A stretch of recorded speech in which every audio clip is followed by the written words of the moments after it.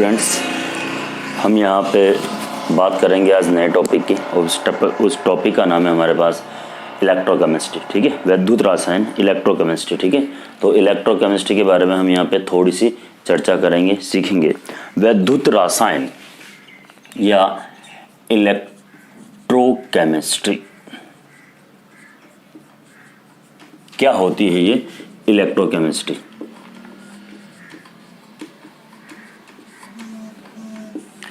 रसायन विज्ञान की वह शाखा जिसके अंतर्गत स्वतः परिवर्तित होने वाली अभिक्रियाओं से उत्पन्न ऊर्जाओं को विद्युत ऊर्जा में परिवर्तित किया जाता है या इसका अध्ययन किया जाता है, उसे हम कहते हैं इलेक्ट्रोकेमिस्ट्री, वैद्युत रसायन। ठीक है, और जिस युक्ति या साधन द्वारा यह परिवर्तन किया जाता है उस युक्ति या साधन को हम बोलते हैं बेटा यहाँ पे सेल।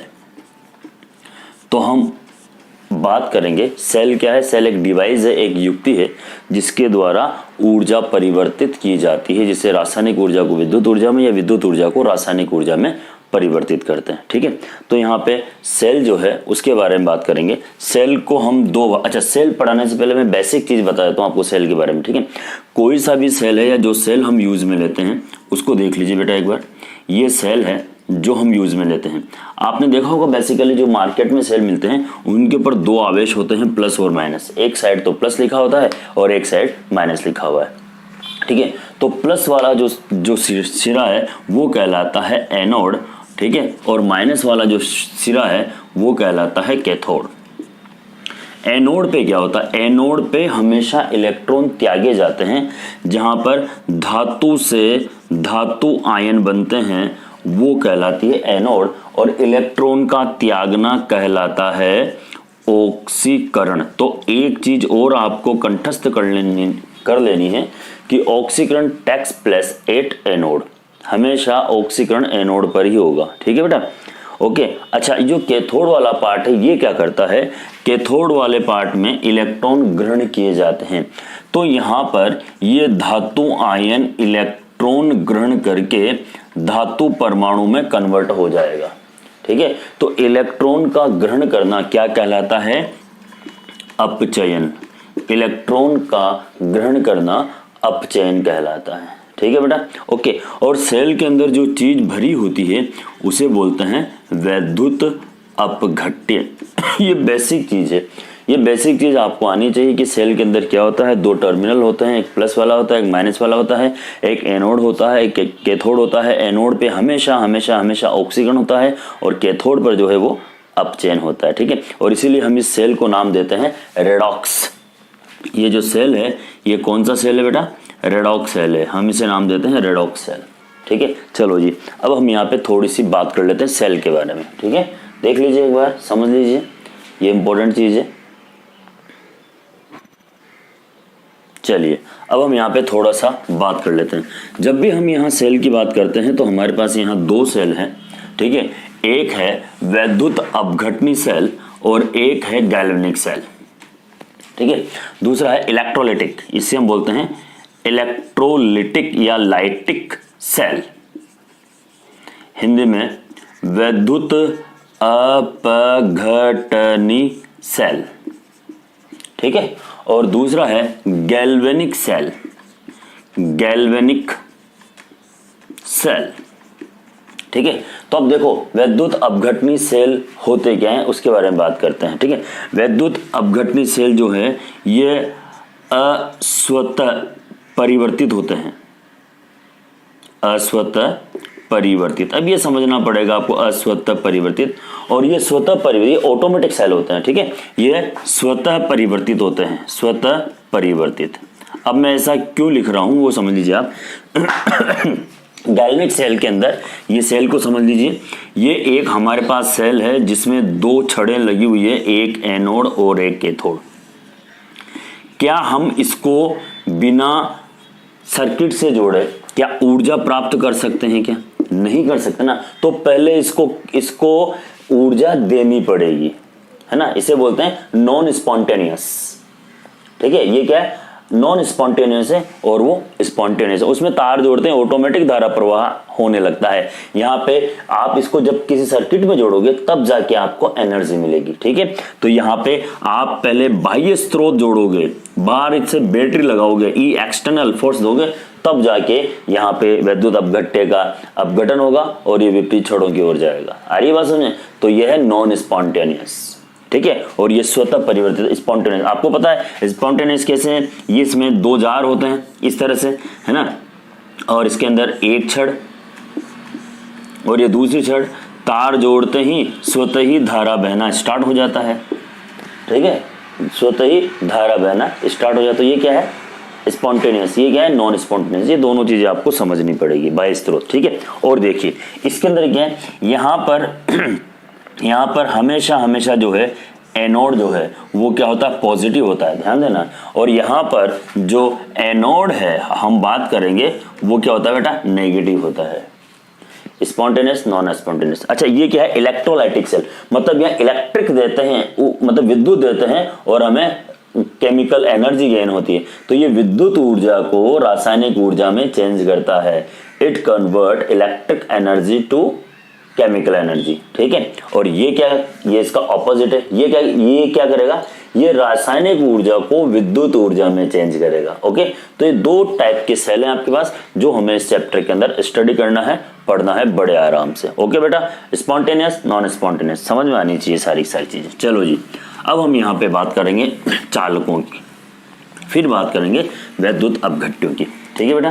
देखो चालक हमारा आगे इसका टॉपिक है चालक। यहाँ पे चालक या कंडक्टर्स को दो पार्टों में बांटा गया है, दो भागों में बांटा गया है।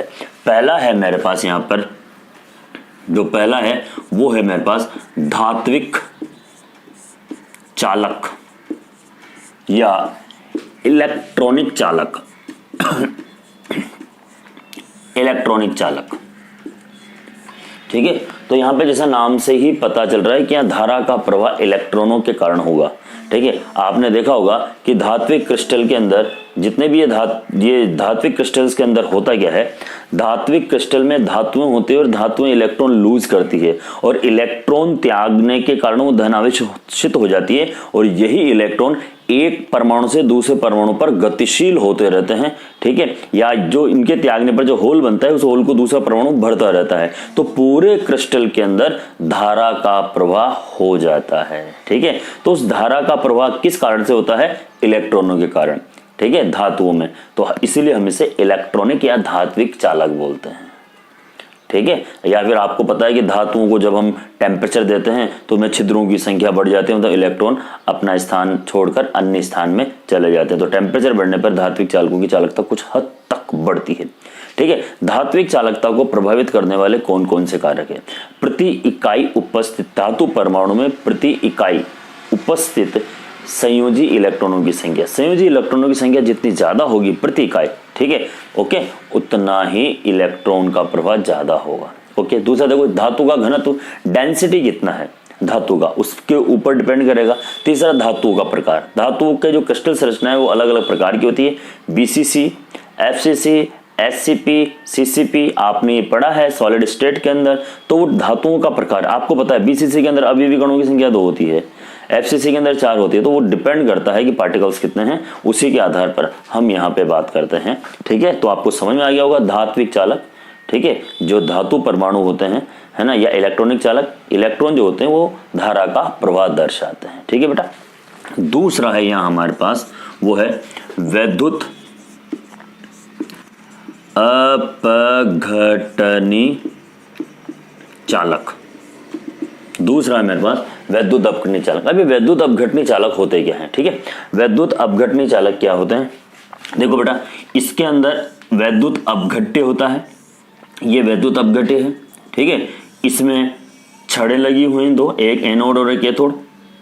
तो जब हम यहाँ पे इसको परिपथ से जोड़ेंगे तो ये जो विद्युत अपघट्य है इसका आयनन होगा, ये अपने आयनों में टूटेगा। सपोज कीजिए ये कोई ए और बी विद्युत अपघट्य है, तो जैसे ही हम इसमें धारा प्रवाह करेंगे, ठीक है, तो ये अपने आयनों में टूटेगा, ए प्लस और बी माइनस में। तो ये प्लस वाले जो आयन हैं ये तो जाएंगे किसकी ओर? ऋण छड़ की ओर, है ना, तो ऋण छड़ की ओर जाने के कारण ही इन्हें केटायन कहा जाता है। जितने भी धन आवेशित हैं, हम यहाँ ऑर्गेनिक केमिस्ट्री के अंदर एनाइंस और केटाइंस भी पढ़ते हैं ना, कार्ब धनायन और कार्ब ऋणायन, वो उसका रीजन है ये, क्योंकि कैथोड की ओर मूव करते हैं इसलिए हम इसे बोलते हैं केटाइंस। ठीक है, तो यहाँ पर, और ये एनोड की ओर मूव करेंगे माइनस वाले, इसलिए हम बोलते हैं इसको एनायंस। आई बात में, तो ये विपरीत छड़ों की ओर गतिशील होंगे तो धारा का प्रवाह होगा। तो यहाँ धारा का जो प्रवाह हो रहा है वो किसके कारण से हो रहा है बेटा? यहाँ पे आवेशों के कारण। ठीक है, इसलिए हम इसको वैद्युत अपघटनी चालक कहते हैं। It is clear? चलो जी, अब हम यहाँ पे आगे की बात कर लेते हैं थोड़ी सी। वैद्युत अपघट्य।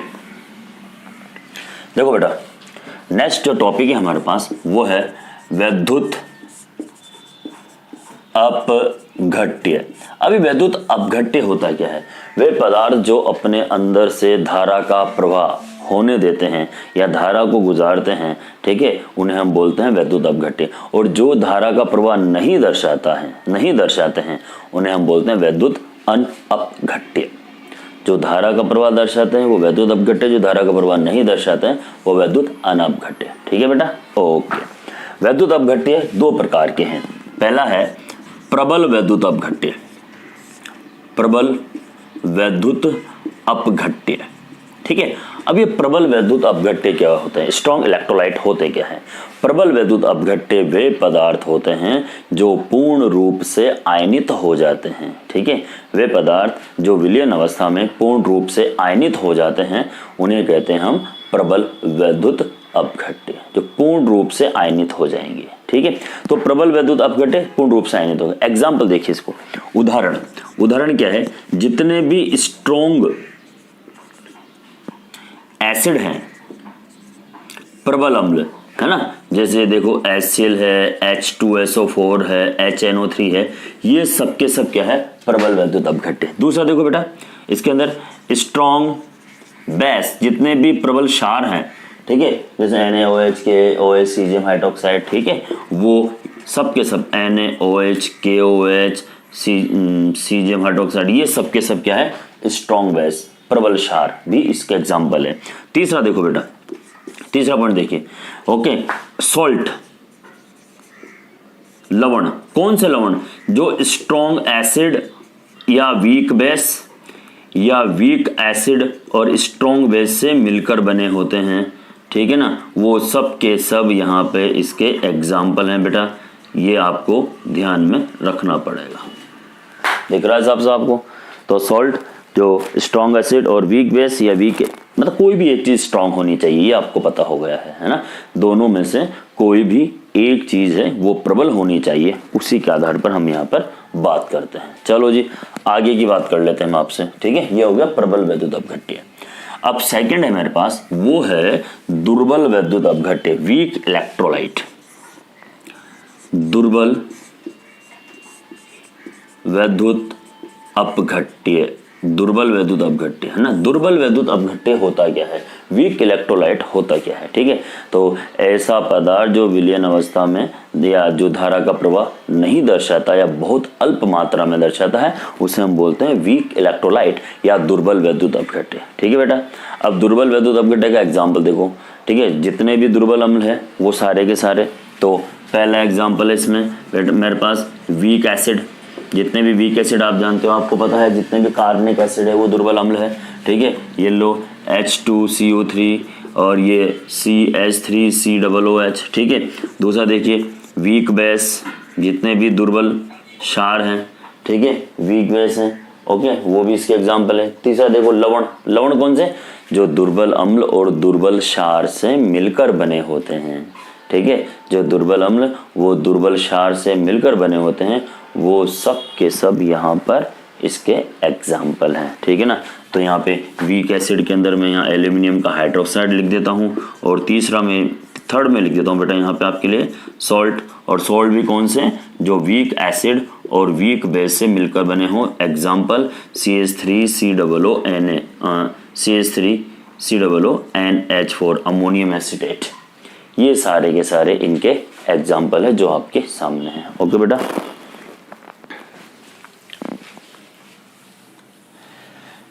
अब आप यहाँ पे एक क्वेश्चन पुट अप करोगे, है ना। वो क्वेश्चन क्या है?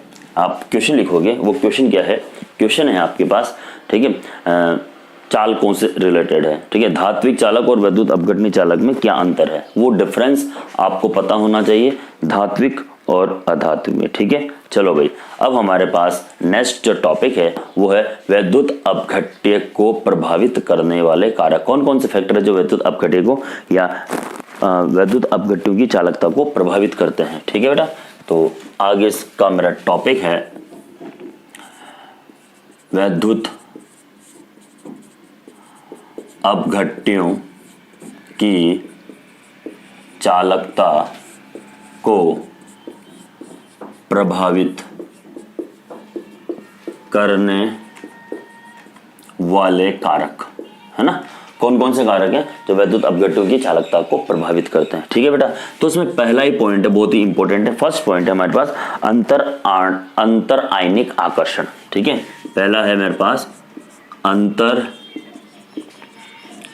आयनिक आकर्षण, ठीक है। देखो बेटा सामने देखना, ये ए और ये बी दो मेरे पास आयन है जिनसे मिलकर एक यौगिक बना हुआ है, ठीक है, या एक अणु बना हुआ है, कुछ भी मान लीजिए आप, यौगिक ही होगा, ठीक है। तो इन दोनों, ये इसके ऊपर प्लस चार्ज है, इसके ऊपर माइनस चार्ज है, दोनों के बीच में अगर फोर्स ऑफ अट्रैक्शन ज्यादा है तो ये अपने आयनों में टूटेगा नहीं, और टूटेगा नहीं तो आयन नहीं बनेंगे, आयन नहीं बनेंगे तो चालकता कम हो जाएगी। बात समझ में आएगी, चालकता आयनों से होती है।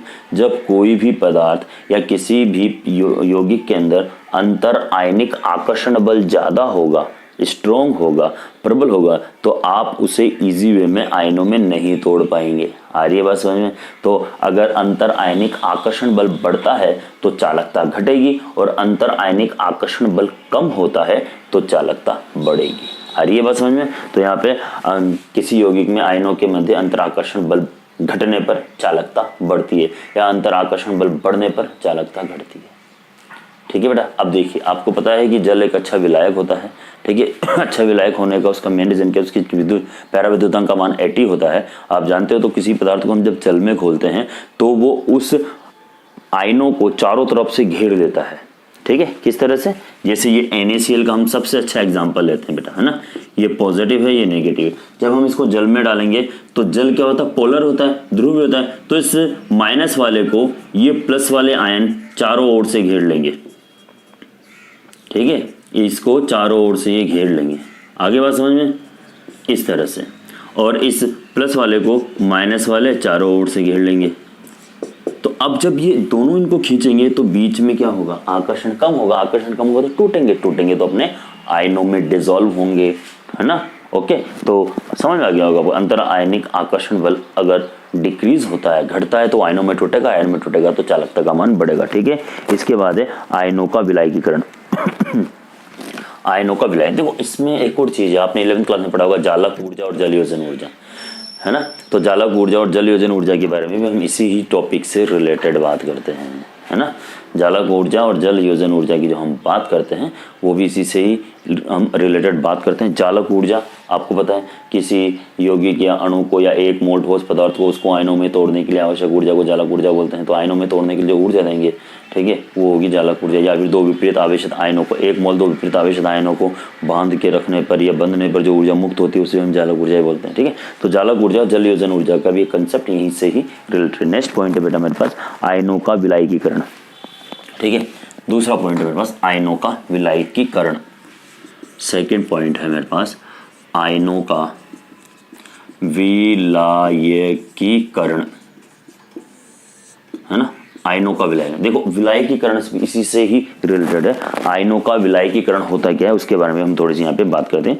यदि आयनों और विलायक अणुओं के मध्य आकर्षण व आयन विलायक अंतर क्रियाएं प्रबल हो तो आयन सरलता से विलायकीकृत हो जाते हैं।